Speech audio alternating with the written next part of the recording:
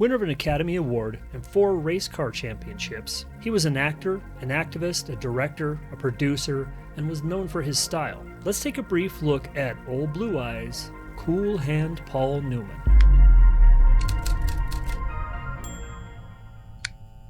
Born January 25, 1925 in Shaker Heights, Ohio, Newman developed an interest in acting at an early age, being part of the children's theater at the Cleveland Playhouse. In 1943, he graduated from Shaker Heights High School and briefly attended Ohio University in Athens before joining the Navy in World War II. Unable to become a pilot due to being colorblind, he trained as a radio man and rear gunner, but performed poorly, and his classmates had to kind of help push and coax his performance and his training so that he would pass. He did, however, qualify as a torpedo bomber, and in 1944, aviation radio man 3rd class Paul Newman was sent to Hawaii. In 1945, shortly before Okinawa, he was assigned to the carrier USS Bunker Hill, but due to an earache his pilot had gotten, his plane was grounded. And a few days after deployment, the USS Bunker Hill was attacked and destroyed by kamikazes. Killed several hundred people, including some people from Paul Newman's unit, and he would use the emotions he felt from this experience to develop his characters later on. After the war, he earned his Bachelor of Arts in Economics at Kenyon College, and eventually would study at the Yale School for Drama, where he met his wife, Jackie Witt. While performing in the role of Beethoven, a New York talent scout spotted him and convinced he and his family to move to Staten Island, where he studied under Lee Strasberg at the Actors Studio, along with fellow future stars James Dean, Marlon Brando, Geraldine Page, and Kim Stanley. In the early 50s, he appeared in several Broadway plays, including the 1953 hit Picnic, where he met Joanne Woodward. In 1954, he did a screen test with James Dean for a role in East of Eden. He would end up getting passed over for it. Dean got the role, but he would later replace Dean in a colorized television production of Our Town, along with Eve Marie Saint and Frank Sinatra. Shortly after James Dean's tragic death in a car accident in 1955, Paul Newman took his role as a boxer in the TV adaptation of Hemingway's story, The Battler. And this led to him getting the role of Rocky Graziano in the film Somebody Up There Likes Me.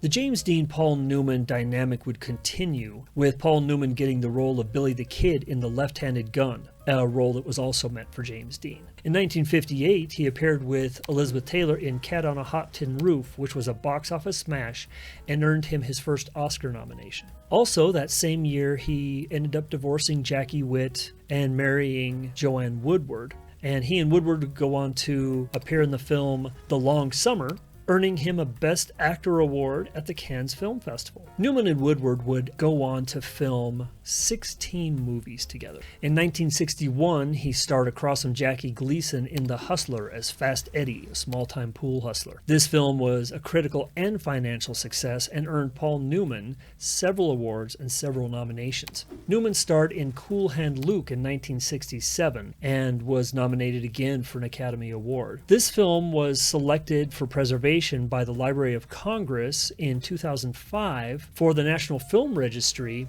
stating that it was culturally, historically, and aesthetically significant. In 1968, Paul Newman directed a film called Rachel, Rachel that Joanne Woodward had brought to him.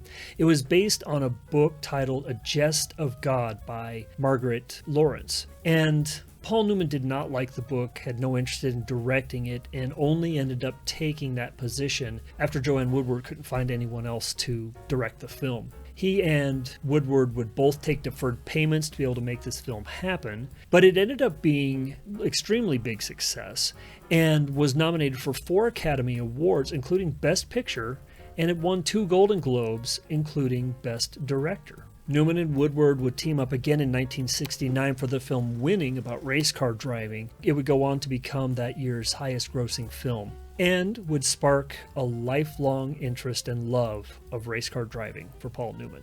That same year, he ended up teaming up with Robert Redford in the iconic film Butch Cassidy and the Sundance Kid, which you probably have heard about.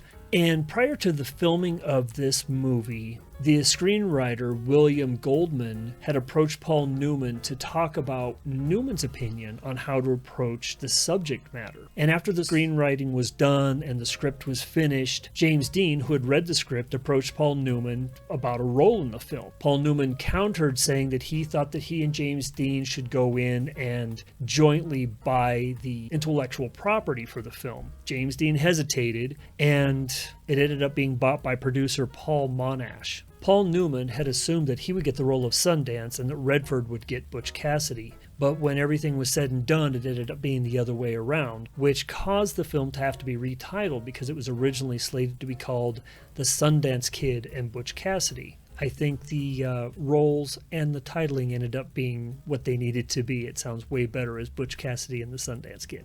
Newman did all of his own bicycle stunts for this movie because the director was so dissatisfied with the stuntman's performance, and he also ended up helping develop the musical interlude for that bicycle scene. This film was very successful, earning $15 million, which in today's money would be the equivalent of $129,600,000, and it ended up earning several Academy Award nominations, including Best Picture. Another big project that Paul Newman was part of in 1969 was the forming of Futurartist's production company, along with Barbra Streisand and Sidney Poitier. This production company allowed actors to secure properties, or props, and to develop movie projects on their own, which then in turn allowed them more creative control over their projects. Later in the development, James Dean and Dustin Hoffman would also join this production company. And it would see its biggest success with Barbra Streisand's A Star is Born in 1976.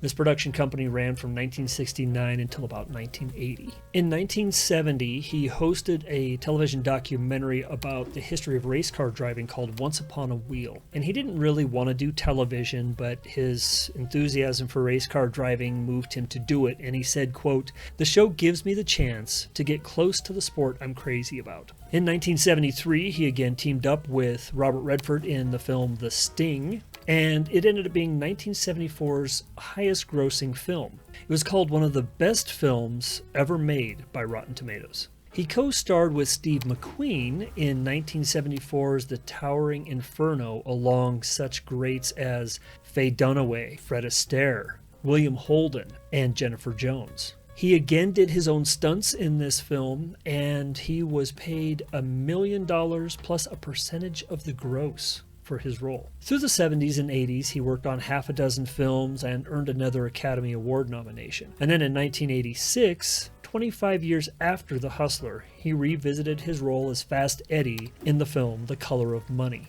This movie was directed by Martin Scorsese and co-starred Tom Cruise. And in this film, Paul Newman finally won an Academy Award for Best Actor. Through the 90s and early 2000s, he continued to work in film, television, and on Broadway, and earned several more award nominations. He won a Golden Globe for Best Supporting Actor and a Primetime Emmy for Outstanding Actor, both for his role in the 2005 miniseries Empire Falls. In 2006, he was the voice of Doc Hudson in Pixar's Cars, and that would be his final film role and his only animated film role. Paul Newman retired from acting in 2007 at the age of 82, saying, quote, "You start to lose your memory, you start to lose your confidence, you start to lose your invention. So I think that's pretty much a closed book for me." He briefly came out of retirement that same year to do the narration for the documentary Dale, which was about the life of NASCAR driver Dale Earnhardt. And he also did the narration that same year for the 2008 release of Meerkats. This would be his final role.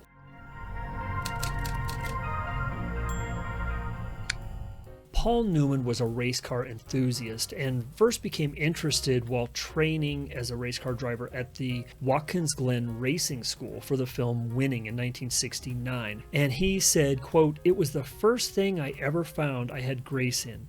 In 1971, he appeared in the TV special on the history of auto racing called Once Upon a Wheel. In 1972, he drove in his first professional race under the name P.L. Newman at the Thompson International Speedway. He was a frequent competitor in the Sports Car Club of America and eventually would win 4 national championships. He drove in the 1979 24 Hours of Le Mans, finishing second. He He was a spokesman for Nissan in Japan and had a special edition Nissan Skyline named after him. At the age of 70, he became the oldest driver to be part of a winning team in a major sanctioned race, winning his class at the 24 Hours of Daytona in 1995. Newman raced into his 80s, winning at the Lime Rock Park in car 81, which happened to be his age.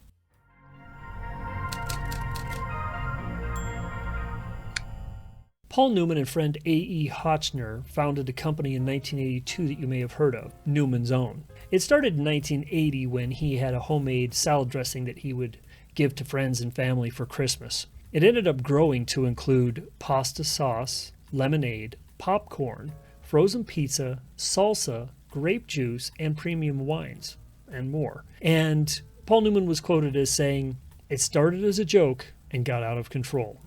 At the end of its first year, its profits ended up being $300,000. And Paul Newman said, quote, "Let's give it all away to those who need it."